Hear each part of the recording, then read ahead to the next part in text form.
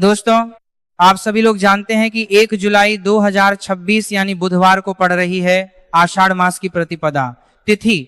और दोस्तों, यह वह तिथि है जो आषाढ़ मास में पड़ने वाली सबसे बड़ी तिथि है, क्योंकि ये बुधवार के दिन पड़ रही है और इसका बहुत ही बड़ा और विशेष महत्व होता है।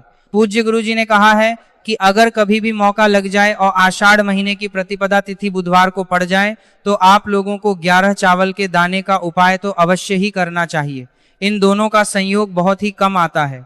इसी के साथ में गुरुजी ने अपने शिव पुराण कथा में बताया है कि इस दिन आपको 11 चावल दाने का उपाय तो आपको अवश्य ही करना चाहिए, क्योंकि ऐसा दिन पूरे साल में सिर्फ एक ही बार आता है।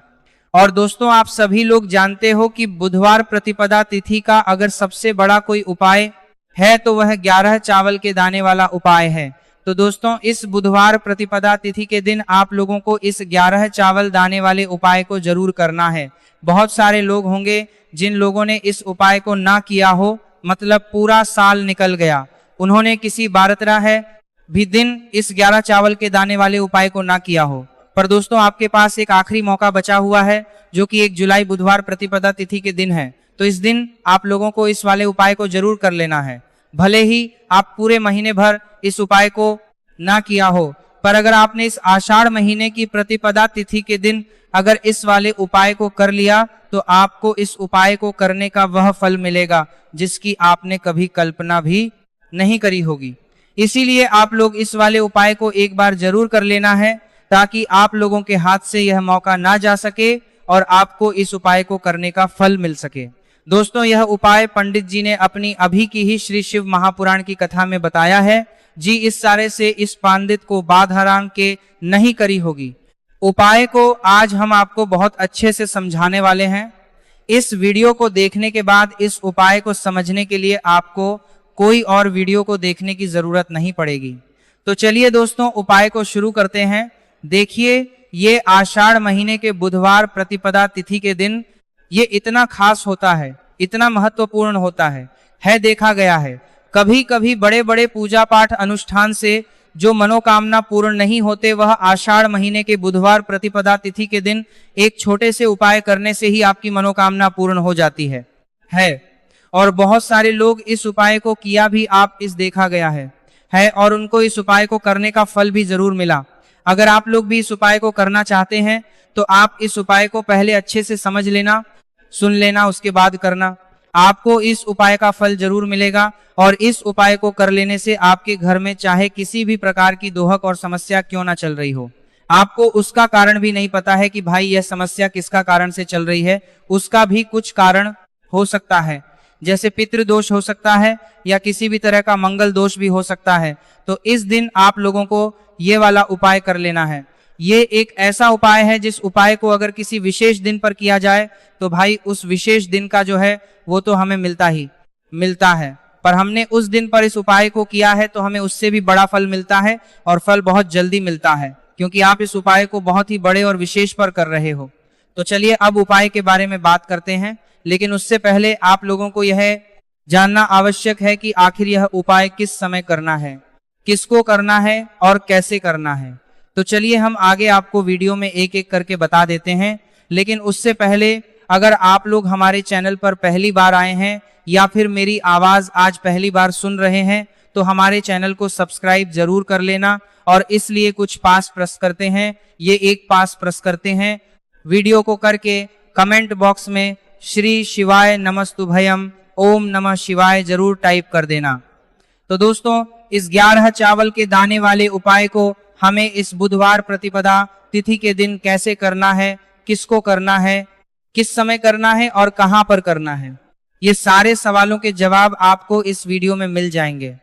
और जो ये वीडियो देखेगा भाई, उसको 11 चावल के दाने वाला उपाय जरूर करना चाहिए, क्योंकि इस दिन एक चावल के दाने का बहुत ही बड़ा और विशेष महत्व होता है।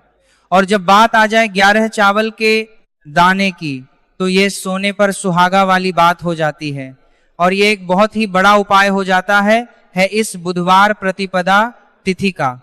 तो अब दोस्तों, इस 11 चावल के दाने वाले उपाय को आखिर करना किसको है, सबसे पहले हम लोग वो बात जान लेते हैं। तो देखो, घर की जो बड़ी माताएं बहनें होती हैं उन माताओं बहनों में से कोई भी एक बड़ी माता बहन इस वाले उपाय कर सकती है। और दोस्तों अगर आप चाहे तो अपने घर में से सभी सदस्यों को भी इस उपाय को करवा सकते हैं। अगर किसी व्यक्ति की खुद की कोई मनोकामना है, खुद की कोई दुख और परेशानी है जो कि वो अपने लिए ही करना चाहता है, इस वाले उपाय को तो वह खुद अपने लिए भी कर सकता है। बाकी अगर कोई घर में से ऐसा है जो कि अपने पूरे घर परिवार की सुख और शांति के लिए यह वाला उपाय करना चाहता है तो भाई वो भी करने वाले सकता है, उसमें भी कोई दिक्कत वाली नहीं है। कहने का मतलब यह है कि इस उपाय को हर एक सदस्य भी कर सकता है और पूरे घर परिवार के सदस्य के लिए घर की बड़ी माताओं बहनों में से कोई एक माता बहन भी कर सकती है।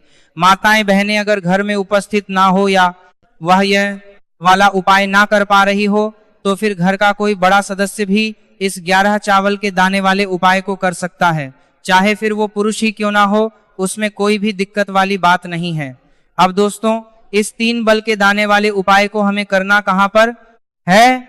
हमें इसे शिव जी के मंदिर में जाकर करना है। बहुत सारे लोग प्रश्न करते हैं हर एक उपाय को करते समय क्या हम इस उपाय को घर पर कर सकते हैं? तो इस वाले उपाय को आप घर पर नहीं कर सकते हो। इस वाले उपाय को करने के लिए आपको शिव जी के मंदिर ही जाना पड़ेगा। उसके बाद में दोस्तों जो अगला प्रश्न निकल कर आता है वो ये आता है इस उपाय को लेकर के कि आखिर इस उपाय को हमें किस समय करना है? सुबह के समय करना है कि शाम के समय करना है? तो देखो इस वाले उपाय को आप लोग सुबह के समय भी कर सकते हो और शाम के समय प्रदोष काल में भी कर सकते हो। अब अगर आप पूछो कि भाई साहब सबसे उत्तम समय कौन सा रहेगा इस 31 चावल के दाने वाले उपाय को करने का, तो हम आपसे बस यही कहेंगे कि इस उपाय को आप सुबह के समय करेंगे तो ज्यादा बेहतर होगा। बाकी अगर प्रदोष काल शाम के समय भी करेंगे तो भी अच्छा होगा, उसमें कोई भी दिक्कत वाली बात नहीं है। तो अब दोस्तों अगली सबसे बड़ी और महत्वपूर्ण बात आती है, वह यह आती है कि सुबह अगर हम उपाय को करेंगे तो हमें कितने बजे से लेकर कितने बजे तक के बीच में करना है, और शाम के समय प्रदोष काल में करेंगे तो हमें कितने बजे से लेकर कितने बजे के बीच में करना है। तो देखो सुबह जितनी जल्दी हो सके आप उपाय को करने की कोशिश करना। बाकी अगर किसी कारणवश लेट भी हो जाओ थी, देर भी हो जाए तो 10 या 11 बजे तक भी आप उपाय कर लेना, पर 12:00 बजे से ज्यादा देरी ना हो। ठीक है, इस बात का ध्यान रखना। उसके बाद में दोस्तों अगर शाम के समय प्रदोष काल की बात करें, प्रदोष काल का जो समय है होता है वो शाम के 6 बजे से शुरू हो जाता है। मतलब शाम के 6:00 बजे से लेकर 7:00 बजे के बीच का जो समय होता है ये समय प्रदोष काल का समय होता है। पर अभी जो मौसम चल रहा है इस मौसम में जो है शाम बहुत देरी से होती है, तो आप इस उपाय को 7 या 8:00 बजे के बीच में भी कर सकते हो। मतलब शाम के 6:00 बजे से 8:00 बजे के बीच में आप कभी भी इस वाले उपाय को कर सकते हो, उसमें कोई भी दिक्कत वाली बात नहीं है। अब दोस्तों यहाँ पर इस उपाय को लेकर एक और सबसे बड़ी बात यह निकल कर आती है कि इस 11 चावल के दानों को हमें लेना कहाँ से होता है और हमें इस उपाय को करने के साथ में क्या और कुछ भी सामग्री ऐसी होती है जो शिव जी के मंदिर लेकर जानी पड़ रही है। तो देखो यहाँ पर हम आपको बता दें, सबसे पहले आप लोग ये जान लो कि ये जो 3 चावल के दाने वाला उपाय है सिर्फ और सिर्फ आप उपाय की सामग्री लेकर कभी भी शिव जी के मंदिर मत जाना, क्योंकि हमें भगवान के सामने ये नहीं दर्शाए कि अगर हम भगवान शिव जी के मंदिर आए हैं तो अपने फायदे के लिए आए हैं। तो इसीलिए जो भी पूजन सामग्री है, उपाय सामग्री है 11 चावल के दाने, इसके साथ में आपको पूजन सामग्री भी जरूर लेकर जाना है। देखो अगर सुबह के समय उपाय कर रहे हो तो सीधी सी बात है 1 लोटा जल तो आप लेकर जाओगे ही जाओगे। वही 1 लोटा जल अगर मिट्टी का जल हो तो बहुत अच्छा रहेगा। मिट्टी का जल कैसे बना आता है इसके लिए हमने पहले से बहुत सारी वीडियोस बना दी है आपके पास। इस दिन एक आखिरी मौका रहेगा मिट्टी का जल शिव जी पर चढ़ने का और उपाय को करने का, बहुत बड़ा आपको इस दिन फल मिलेगा। तो इसीलिए इस दिन हो सके तो भाई मिट्टी का जल चढ़ाना तो अपने साथ में कम से कम 1 लोटा जल तो आपको लेकर जाना ही जाना है। अगर मिट्टी का जल नहीं है तो घर का जल भी आप इस्तेमाल कर सकते हो। इसके अलावा जो भी पूजन सामग्री है, देखो 11 के दाने ये अलग आपके रहेंगे और जो आपकी पूजन सामग्री रहेगी वो अलग रहेगी। पूजन सामग्री में आप जो भी चीज लेकर जाना चाहे वो लेकर जा सकते हैं। एक बेलपत्र भी लेकर जा सकते हैं, उसमें कोई भी दिक्कत वाली बात नहीं है। वहीं अगर हम बात करें शाम के समय की, तो शाम के समय शिव जी पर जल नहीं चढ़ता है, इसीलिए शाम के समय आप लोग एक दीपक तैयार कर ले जो कि गोल तीखा आटे का शुद्ध देसी गाय का घी का होगा, है ना। इस बात का आप लोगों को ध्यान करना है और इस दीपक को आपको घर से जलाकर नहीं लेकर जाना।